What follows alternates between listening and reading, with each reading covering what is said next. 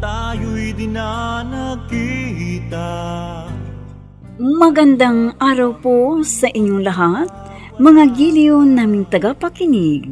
Narito po ang karugtong ng kasaysayan na itinampok namin sa linggong ito, dito sa ating dulang. Luha. Hindi pa ba magsisimula? Relax ka lang, Mami. Sulit ang paghihintay mo pag lumabas na si Arjo. Lalo na pag nagsimula na ang concert. Gapo mo! I love you, Arjo! I love you! Lumabas na si Arjo.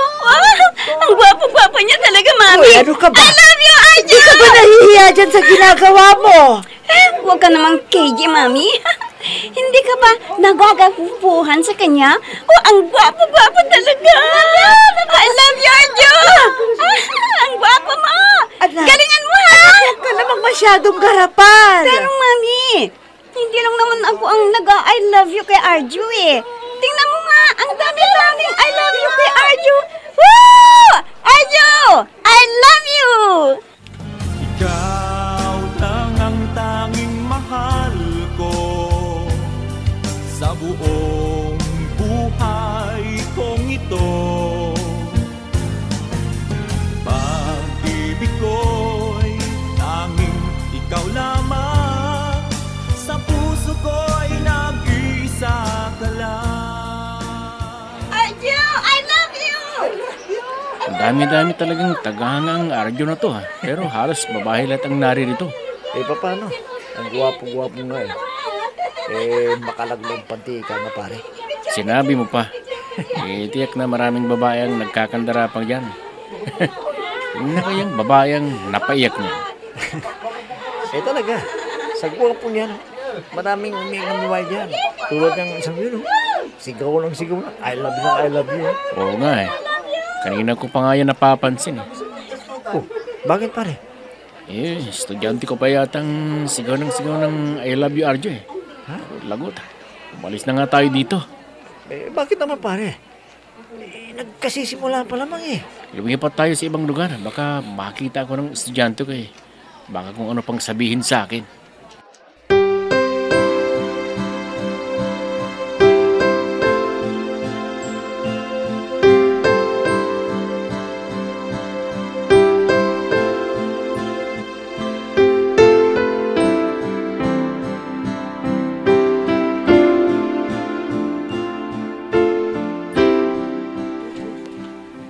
Anak, kamusta?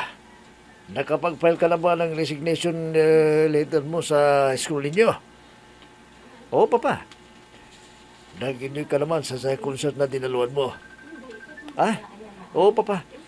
Palagay ko nakandaan ako magtrabaho sa ating kumpanya. Mabuti naman kung gano'n at wala ka na sigurong may dadahilan ngayon. Wala na ho, Papa. Nakanda na pong lahat. Kaya lang wala pa ho bang nabanggit si Mama sa inyo tungkol sa pagpasok ko sa kumpanya? Wala naman, iho. Bagamat nabanggit niya sa akin kagabi na may sasabihin daw siya sa akin. Kaya lang tulungan niya kaya siguro ngayong umaga. At sasabihin sa akin. Kung ganoon, Papa, hintay na lamang ninyo si Mama na magsabi sa inyo. Ano? Pero ikaw itong kausap ko kayo niyo. Bakit kailangan pang hintayin kong si Mama mo ang magsabi? At isa pa, tungkol nga sa iyo ang pinag-uusapan natin dito At hindi tungkol sa Mama mo. Basta, hintayin na lamang ninyong magising si Mama pa. Dahil sa kanya ako nagsabi. Sige po, Papa. Alis muna ako. At makikipagkita pa ako kay Celso. Celso? Sinong Celso na naman yan? Si Celso na matalik kong kaibigan. At manager ng isa sa mga branch ng ating kumpanya.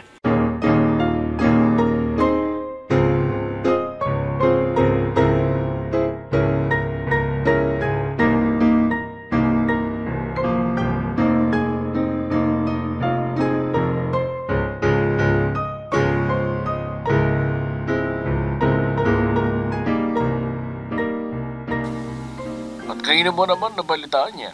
Hindi na mahalaga kung sino ang nagsabi. Basta sagutin mo ang tanong ko. Totoo ba na may babae ka dyan? Ano ka ba naman? Ngayon pa ba ako mambababae dalaga na ang anak natin? Pwede ba? Huwag mo nang iligaw ang usapan. Ang tanong ko ang sagutin mo.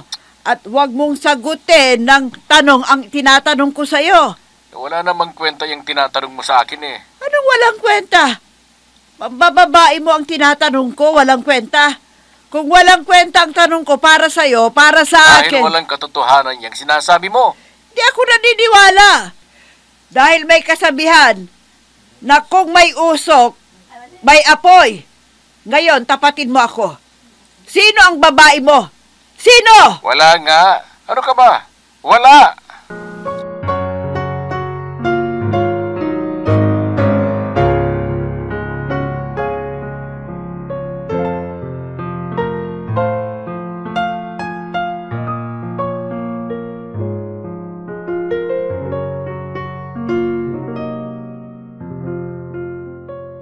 Ang gwapo talaga ni Arjo, no? Hoy, pwede ba? Isang tabi mo muna yung kilig mo. Teka, gusto mo bang sumama sa akin sa labas? Ha? Bakit? Darating ang may-ari ng kumpanya at imimit niya tayong lahat. Nasisiguro ko na matatagalan naman ang meeting na yan. Aabutin tayo ng siyam-siyam. Magugutom tayo. Kaya bibili ako ng makakain para kahit abutin pa tayo ng 3:00 ng hapon, ha? Hindi mamumuti ang mga mata natin sa gutom. Pero hindi ko talaga makalimutan si Arjo. Arjo, gwapo mo. Morning, sir. Good morning. Hoy, pwede ba? Itigil mo na yung pag-dream mo. Ayan na si Sir, oh, at may kasamang gwapo rin. Gwapo nga. Ladies and gentlemen, nakapos po ng pagpunta dito ng may-ari ng kumpanya. Ganun pa man ay mayroon akong papakilala sa inyo na may daragdag sa ating payroll. Tawagin na lamang natin siyang Steve, ang bago nating janitor. Wow, ang gwapo naman yung janitor. Oo nga, no? Pero, mas gwapo pa siya kay Arjo ko. May nubiko na kaya siya? Babaeng to talaga, oo, ang dami-daming crush. Hindi ka na ba nakakontento kay Arjo mo? Pati janitor, gusto mo pa yatang patulan. Okay lang na janitor. Ang importante, gwapo. Jen! Tumigil ka nga! Isusumbong kita sa mami mo eh. Ano na ulit ang pangalan ni Mr. Pogi? Steve? Ewan ko sa'yo.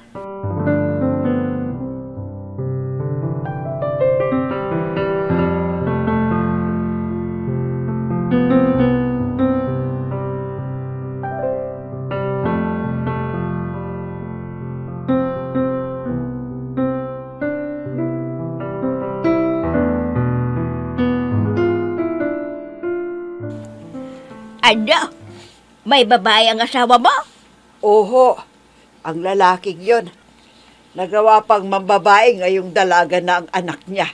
Sino bang nagsabi niyan sa'yo? Sino pa di yung kaibigan ko? At naniwala ka naman kaagad.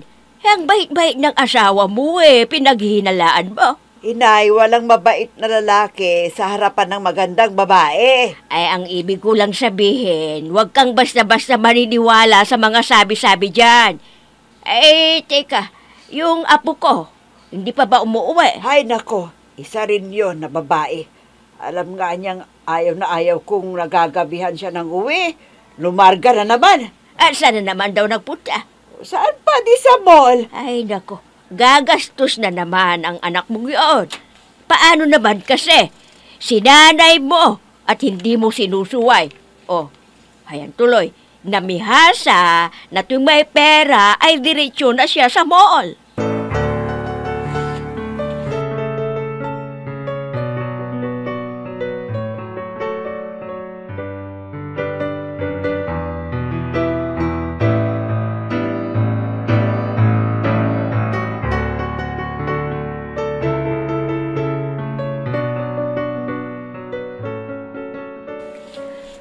Saan mo ba inilagay? Saan pa? Dito lang, sa bag ko. Di kayo nakalimutan mo sa tricycle. Nako, malabo nang maibalik ang wallet mo yun sa'yo. Naku, paano yan? naroon pa ang ID ko at debit card at ATM ko. Kung gano'n, halika. Pumunta tayo sa bangko at i-report mo ang nangyari bago pa ma-draw ang pera mo sa bangko. Paano yung mga ID ko? Madali na lang ang ID mo. Makakakuha ka pa naman eh. Ang importante yung pera mo sa bangko para hindi mawala. Halika na!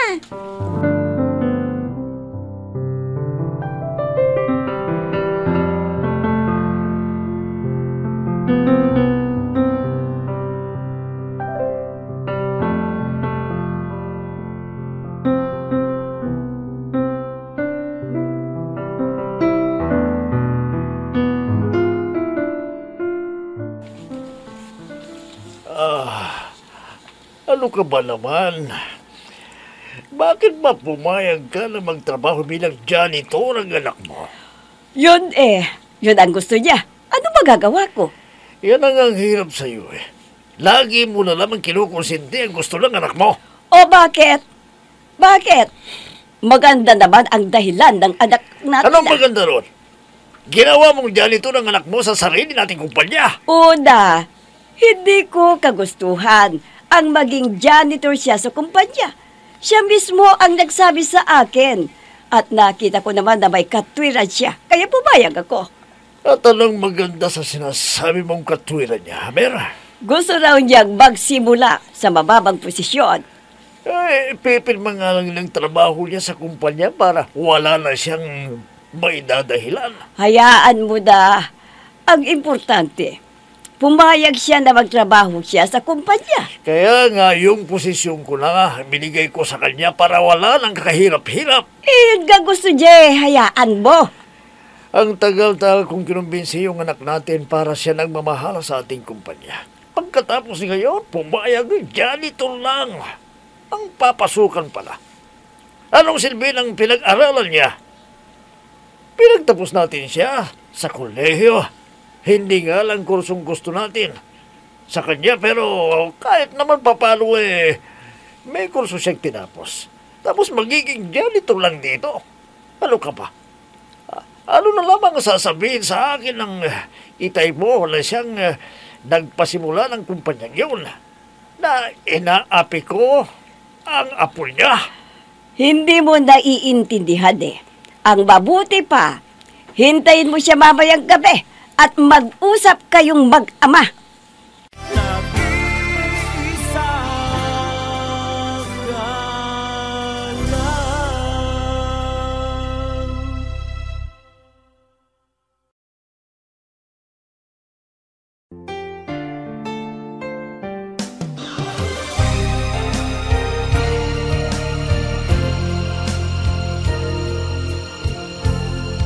Magmula nang tayo'y di na nagkita, nadama ko ang...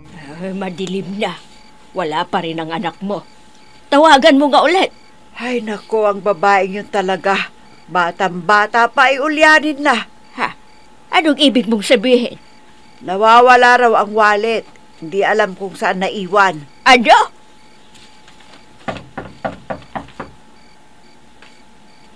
Teka, may kumakatok. Baka ang apo ko na yan. Buksan mo ang pintuan dahil inila ko yan kanina. Oo, sandali.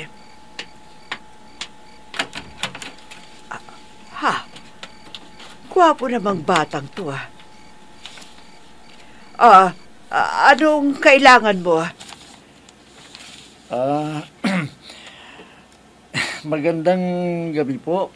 Gandang gabi rin sa iyo. Dito ba nakatira si Miss Adele de Guzman?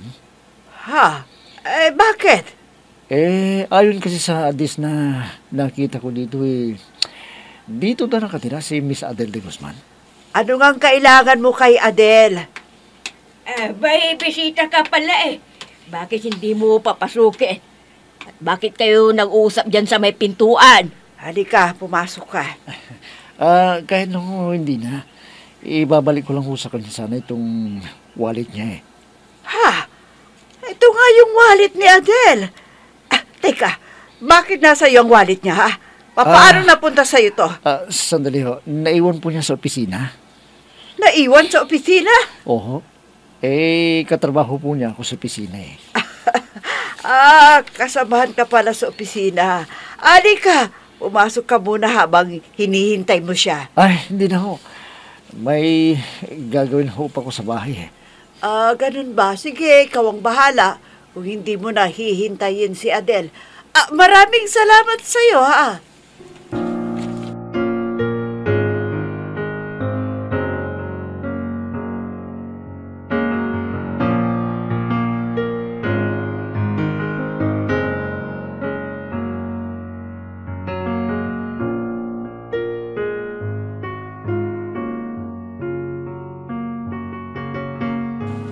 O, kita mo. Yan ang sinasabi ko sa iyo, Celso. Malalaman mo talaga ang totoong mga tao kung mag-umpisa ka sa mababa at magpapanggap ka mahirap. Kaya pala, tinawag ka tuloy na Esteban ngayon.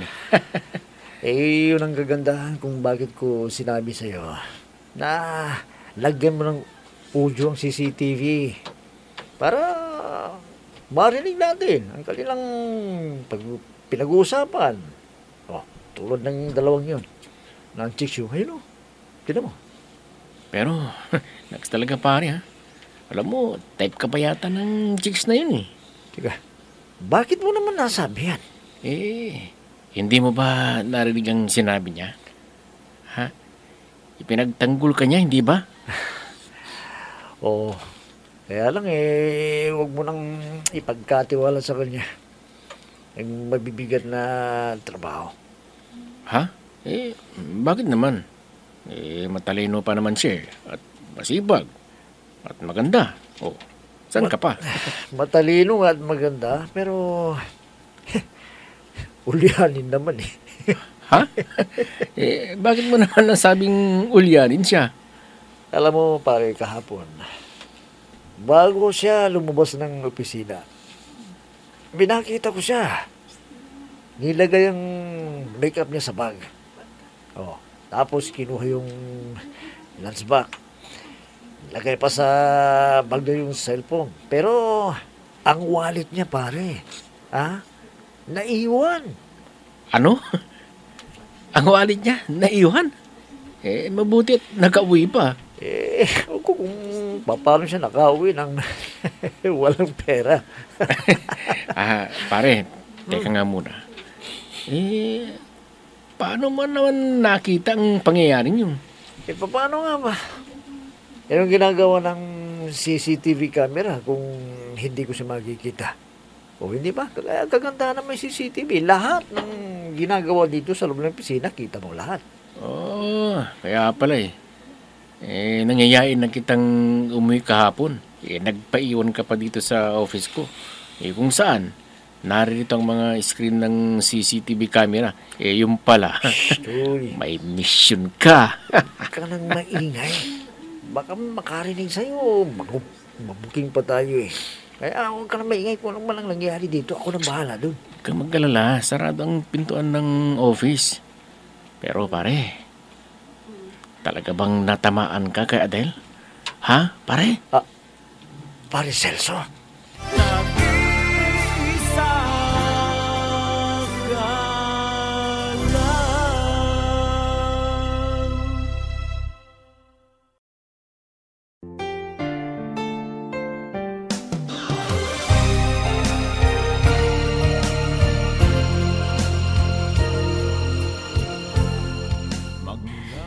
Natamaan nga kaya si Steve kay Adele? Mga giliw naming tagapakinig, sundan bukas ang karugtong ng kasaysayan na itinampok namin sa linggong ito dito sa ating tulang. Luha!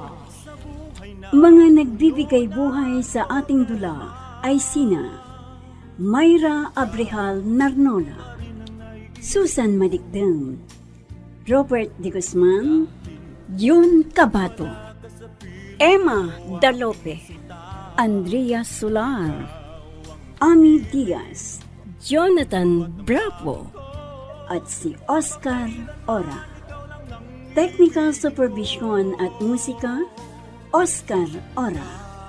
Nilapatan ng tunog ni Robert D. Guzman, Willie Francisco. Sa panulat at direksyon, Eva Alcoriza. Inihahandog sa inyo ng F3 Recording Studio para sa Pambansang Radyo ng Pilipinas, Bombo Radio, Philippines.